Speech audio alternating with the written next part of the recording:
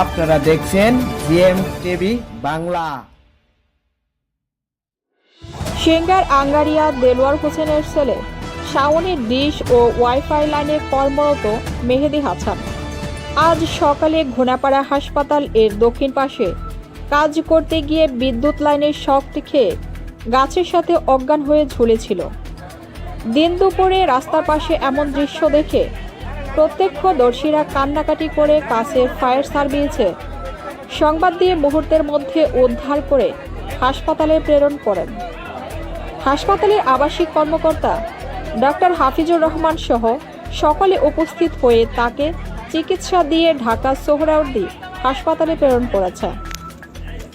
এ সময় চিকিৎসকরা জানিয়েছে তার পালস সচল আছে। প্রতিবেদনকালে শেষ খবর পর্যন্ত তার অবস্থা বিপদমুক্ত। সে আবার সিঙ্গার উপজেলা স্বাস্থ্য কমপ্লেক্সে ভর্তি আছে।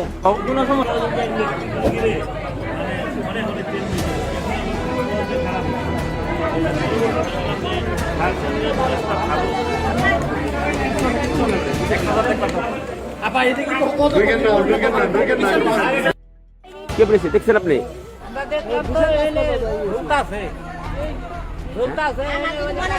ওয়াইফাই লাইনের কাজ করতেছে। হ্যাঁ কারেন্টের তার আছে।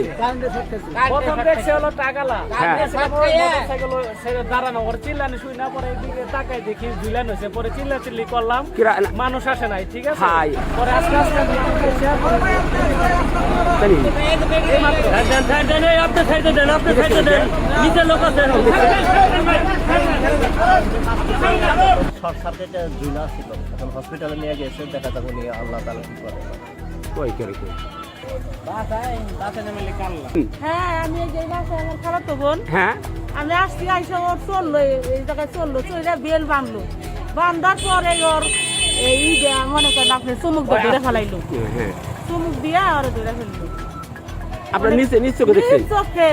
তারপরে যে ফায়ার সার্ভিসে ফোন দিল, ফায়ার সার্ভিস নিয়ে গেল, হ্যাঁ ফায়ার সার্ভিস আইসা নিয়ে গেল। তার আচ্ছা এখন যে নামানোর সময় কি অবস্থা, ওর কোনো ই ছিল, জ্ঞান ছিল? জ্ঞান বলে জ্ঞান নাই, কিন্তু বেল রাতে হ্যাঁ বেল বান্ধা রয়েছে হাতে, বোঝা যাচ্ছে না। না ঝুলা রয়েছে, দাঁতে কামড় দেয়, মনে করো ওই যে রশি আছে না, রশিটা দাঁতে কামড় দিয়ে ঝুলা রয়েছে। মসজিদের মধ্যে আপনি চিনেন তাকে? কি হয়েছিল? ওরা আবার দিল ও সিঙ্গার বাড়ি, ও কি ডিসলানি ডিসলানি কাজ করে? ওর বয়স কত? বয়সে আমাকে মতোই।